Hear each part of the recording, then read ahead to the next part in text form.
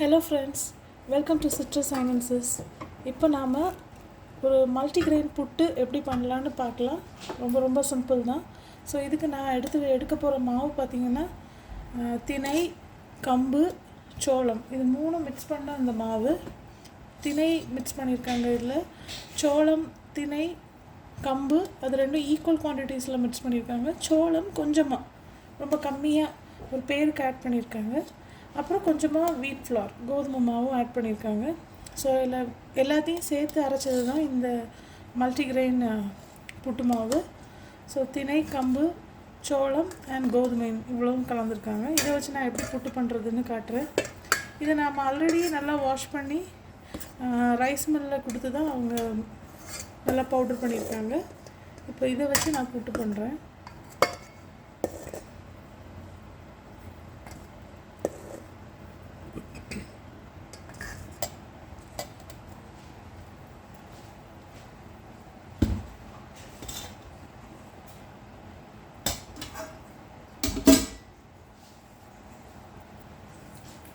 திணை அரை கப்புனா கம்பும் அரை கப் போட்டிருக்காங்க.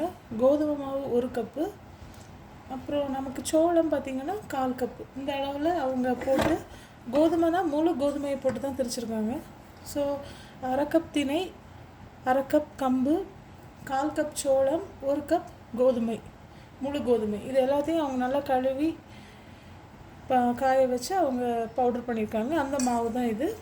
இப்போ இதில் நான் இப்போ 5 ஸ்பூன்ஸ் கிட்ட எடுத்திருக்கேன். இதில் உப்பு சேர்க்க போகிறேன்.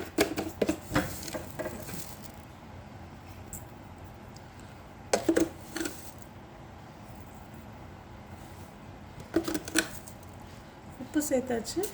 இப்போ நாம் தண்ணி விட்டு மிக்ஸ் பண்ணிட வேண்டியதுதான். இப்போது 1 கப் தண்ணி எடுத்திருக்கேன். இதை நாம் கொஞ்சம் கொஞ்சமாக சேர்க்க போகிறோம். கொஞ்சம் கொஞ்சமாக சேர்த்து இப்படி மிக்ஸ் பண்ண போகிறோம்.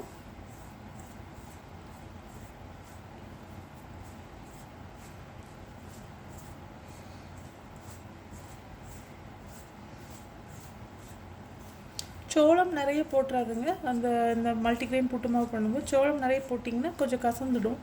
அதனால் சோளம் கம்மியாக போடுவாங்க.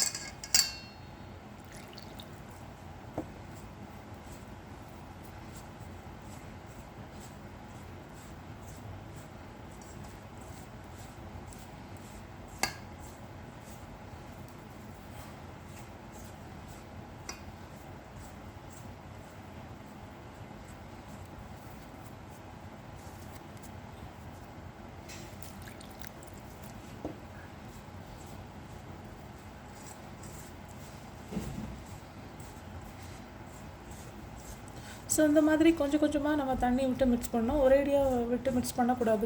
புட்டுக்கு கொஞ்சம் கொஞ்சமாக தான் மிக்ஸ் பண்ணணும். கண்டிப்பாக இப்படி விரலில் ஒட்ட தான் செய்யும். அதை நம்ம லாஸ்ட்டாக ரிமூவ் பண்ணிக்கலாம். நீங்கள் கோதுமை மாவு சேர்க்காமையும் புட்டு பவுடர் பண்ணலாம். பட் அது ரொம்ப கொஞ்சம் டேஸ்ட் கம்மியாகவும் இருக்கும். உங்களுக்கு அந்த புட்டு மாவு வரவும் ரொம்ப டிஃபிகல்ட்டாக இருக்கும். ஸோ அதுக்காக தான் நம்ம கோதுமை மாவு சேர்க்குறோம். தட் மீன்ஸ் முழு கோதுமையும் நம்ம சேர்க்குறோம் இதெல்லாம் சேர்த்து அரைக்கும்போது.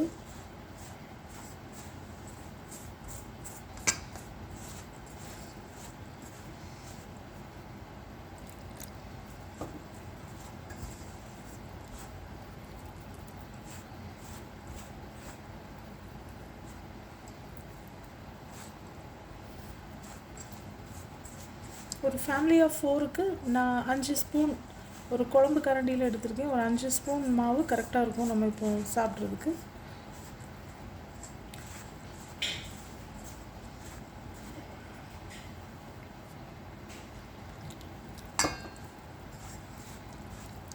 இது கலரே பார்த்திங்கன்னா ஒரு மாதிரி ஒரு க்ரே கலர், ஆஷ் கலரில் வருது. ஏன்னா இந்த இன்க்ரீடியன்ட்ஸ்லாம் கலந்துருக்கனால தான் இப்படி இருக்குது. வெறும் கோதுமை மாவுனா ப்ரௌன் கலரில் தான் இருக்கும். ப்ரௌனிஷாக அந்த காக்கி கலர்னு சொல்லுவாங்க, அந்த கலரில் இருக்கும். பட் இது பார்த்திங்கன்னா ஒரு மாதிரி க்ரேயிஷ் கலர், ஒரு மாதிரி க்ரே கலரில் இருக்குது, சாம்பல் கலரில் இருக்குது. ஏன்னா இந்த மாவெல்லாம் மிக்ஸ் பண்ணனால நம்ம திரிக்கும் போது தனித்தனியாக திரிக்கக்கூடாது, எல்லாத்தையும் சேர்த்து கொடுத்து தான் திரிக்கணும். அப்போ தான் அது எல்லாமே ஈக்குவலாக நல்லா பிளெண்ட் ஆகி நல்லாயிருக்கும். தனித்தனியாக பவுட்ரு பண்ணி மிக்ஸ் பண்ணாதுங்க. சேர்த்து இந்த அளவில் நம்ம எல்லாத்தையும் எல்லாத்தையும் காய வச்சு கழுவி காய வச்சு நம்ம ஒரே மாதிரி கொண்டு அதை பவுட்ரு பண்ணிடணும்.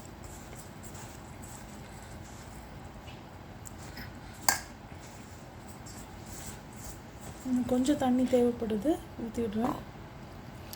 புட்டு பண்ணுறது வெரி ஈஸி தான். மாவு நம்ம ஆல்ரெடி ப்ரிப்பேர் பண்ணி அது ஒன் டைம் ஜாப் தான். ஒரு டைம் நம்ம பண்ணி வச்சிட்டோம்னா நமக்கு ஆல்மோஸ்ட் 6 months 1 year கூட நமக்கு வரும் அந்த மாவு. டிபெண்ட்ஸ் நம்ம எவ்வளோ பண்ணி வைக்கிறோன்னு. இப்போ ஆல்மோஸ்ட் தண்ணி போதும் ஃப்ரெண்ட்ஸ். இப்போ என் கையிலே நிறைய தண்ணி இருக்குது. தட் மீன்ஸ் இந்த மாவு ஒட்டி இருக்குது நிறைய. அது எல்லாத்தையும் நான் இப்போ ரிமூவ் பண்ணிடுறேன். கண்டிப்பாக கையில் இது ஒட்ட தான் செய்யும், அது ஒரு பெரிய இதாக எடுத்துக்காதுங்க.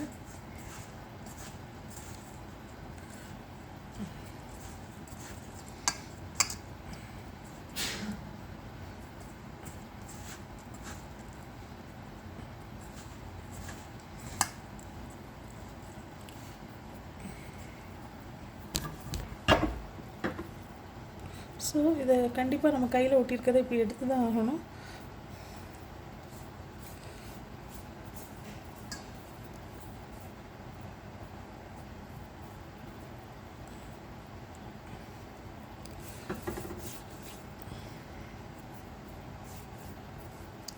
ஃப்ரெண்ட்ஸ், இப்படி எடுத்து போட்டு திருப்பி ஒரு மிக்ஸ் பண்ணுங்கள். அப்போ திருப்பி கையில் ரொம்ப ஒட்டாது.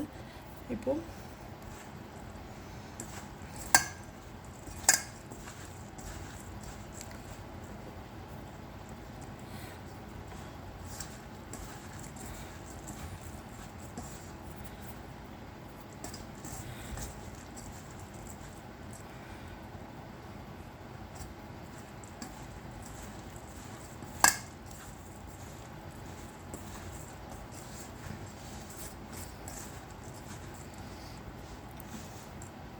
ஃப்ரெண்ட்ஸ், மாவில் கொஞ்சம் தண்ணி அதிகமாகிடுச்சு. நான் இன்னும் கொஞ்சமாக மாவு மட்டும் கலந்துட்டேன், அதை பேலன்ஸ் பண்ணுறது. ஒரு இவ்வளோ போதும். இதில் தண்ணி எதுவும் ஊற்ற வேண்டாம், ஏன்னா மாவுலேயே அவ்வளோ தண்ணி இருக்குது. ஸோ லைட்டாக ஒரு மிக்ஸ் கொடுத்துருங்க, எல்லாம் செட் கரெக்டாகிடும்.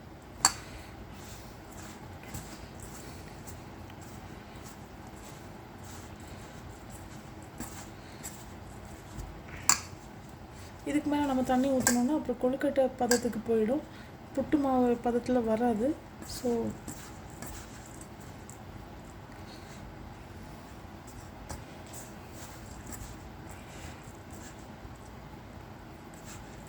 புட்டு பார்த்திங்கன்னா சவுத் ஆஃப் தமிழ்நாட்டில் ரொம்ப ஃபேமஸ்.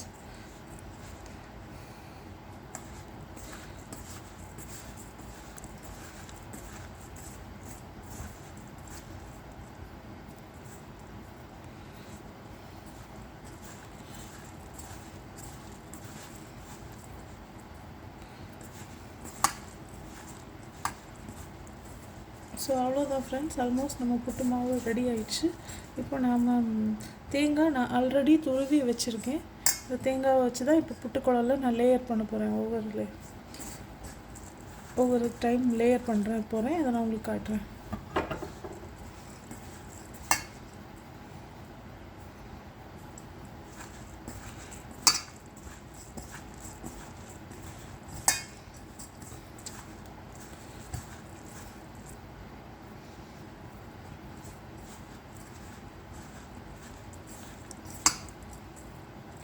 ஃப்ரெண்ட்ஸ், நான் முன்னாடியே சொல்லியிருக்கேன், நம்ம புட்டு மாவு இப்போ ரெடி ஆயிடுச்சு. இப்போ இதில் எப்படி லேயர் பண்ணலான்னு காட்டுறேன். இந்த மாதிரி எடுத்துக்கோங்க புட்டுக்குழல் நாட்டிலே. ஸோ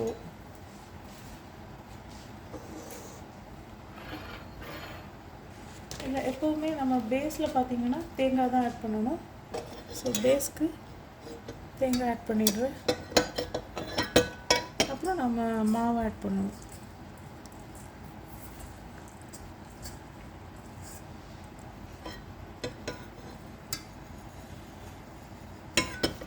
இதான் மாவு ஆட் பண்ணியிருக்கேன். இப்போ இதான் மாவு. மறுபடியும் நம்ம கோகோனட் ஆட் பண்ண போகிறோம்.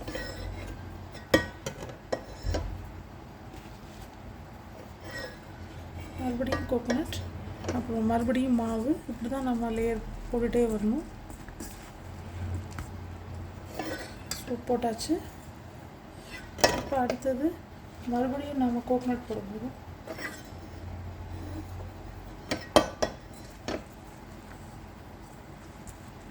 இப்போது மறுபடியும் நம்ம மாவு ஆட் பண்ண போகிறோம்.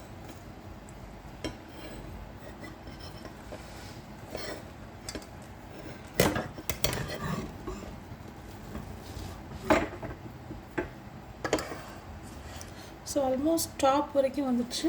இன்னும் கொஞ்சமாக மாவு போட்டுட்டு நாம் தேங்காய் போட்டு இப்போ க்ளோஸ் பண்ணிடலாம்.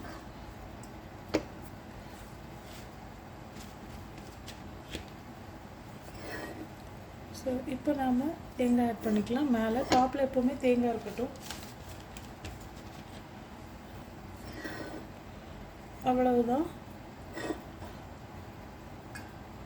இப்போ நாம் இந்த கேப் போட்டு, ஒரு கேப் கொடுத்துருக்காங்க, அதை போட்டு நம்ம கவர் பண்ணிடலாம். அவ்வளோதான். இப்போ இதை நாம் குக்கரில் வைக்க போகிறோம்.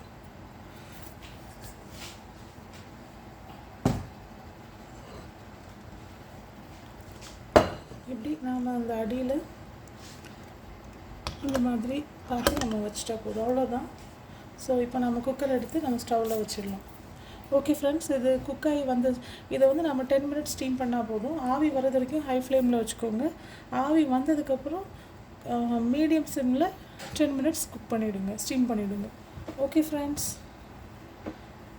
என்னோடய வீடியோஸ்லாம் பிடிச்சிருந்தா kindly like, share and subscribe பண்ணுங்கள். Bye bye, take care.